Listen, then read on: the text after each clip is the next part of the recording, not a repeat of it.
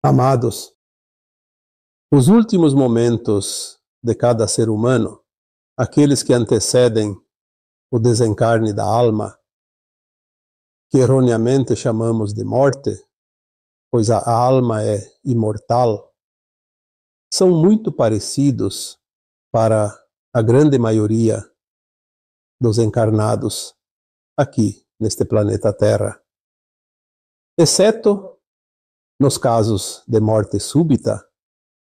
Há sempre um tempo para que a consciência reavalie sua encarnação que está sendo concluída.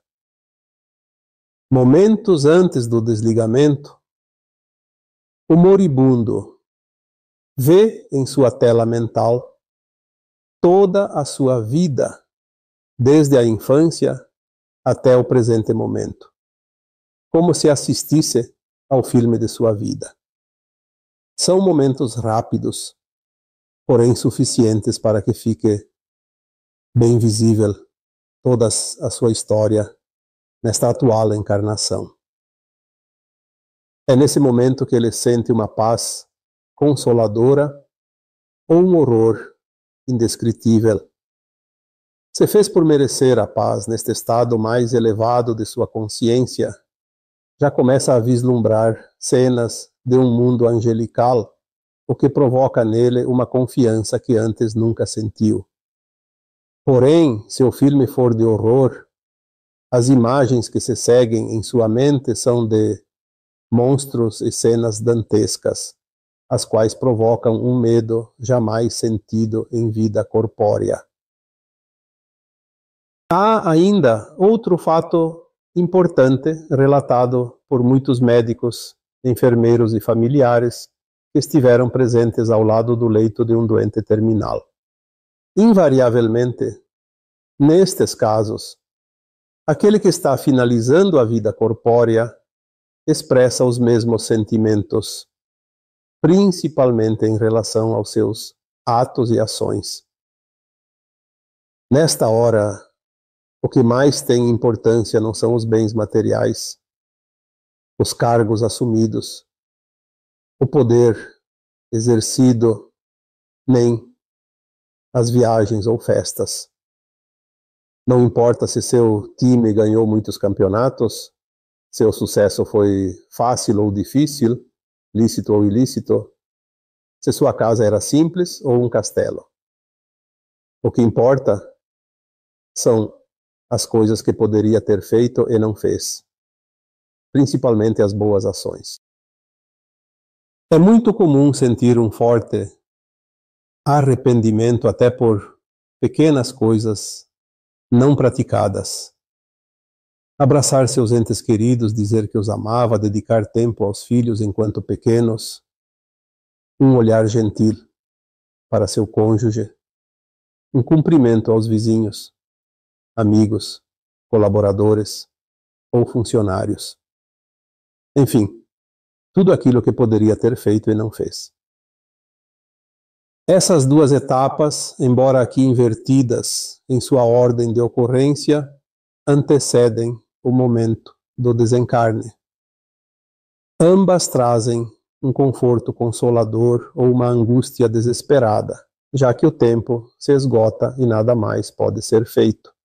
A alma que chega nesse ponto já começa a colher os frutos de suas semeaduras durante a atual encarnação. A morte, como a conhecemos, chega de mansinho, a tal ponto que ninguém percebe o momento exato do desencarne, nem mesmo aqueles que entendem perfeitamente como se procede tal processo. Podemos comparar com o sono.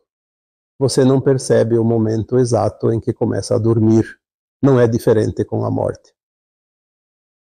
Os minutos, horas e dias que seguem ao desencarne são muito diferentes para cada alma. Ali também há situações distintas para cada um. Tudo de acordo com a forma de vida vivida anteriormente. Esta parte é muito bem explicada através da codificação do Espiritismo, feita por Allan Kardec. Há também muita informação trazida pelos próprios espíritos desencarnados que se manifestam durante trabalhos mediúnicos, seja nos centros espíritas, nos centros de Umbanda, nas salas de terapias quânticas e tantos outros momentos e lugares. Minha experiência adquirida na comunicação com esses espíritos me habilita a falar de infinitas possibilidades do que acontece com a alma depois do desencarne. Mas o que importa mesmo é que cada um de vocês tenha muito bem delineado na consciência o seguinte: não há nada que se possa fazer após o desencarne. Tudo é decidido aqui em consciência, enquanto estamos encarnados. Logo após o desencarne, a alma sente-se perturbada, pois não sabe que desencarnou. Vê-se num corpo e, ao mesmo tempo, vê seu próprio corpo como se fosse outra pessoa. Depois vê seu próprio funeral. Tenta se comunicar com as pessoas, pois ouve tudo o que elas falam, inclusive seus pensamentos. Porém, ninguém lhe dá atenção. Essa confusão pode durar horas, dias ou anos, dependendo de como cada um entendia a vida antes de desencarnar. Como disse, tudo é sequência e também consequência. O arrependimento é uma companhia desagradável no além-túmulo. A alma, após se convencer que desencarnou, começa a lembrar de sua última encarnação em detalhes, e ao reconhecer suas ações que não foram voltadas ao bem e à evolução, surge uma dor inconsolável. Esta pode durar pouco tempo ou até séculos, mesmo que a impressão de tempo lá seja diferente. Na verdade, é apenas uma sensação, pois o tempo não é real.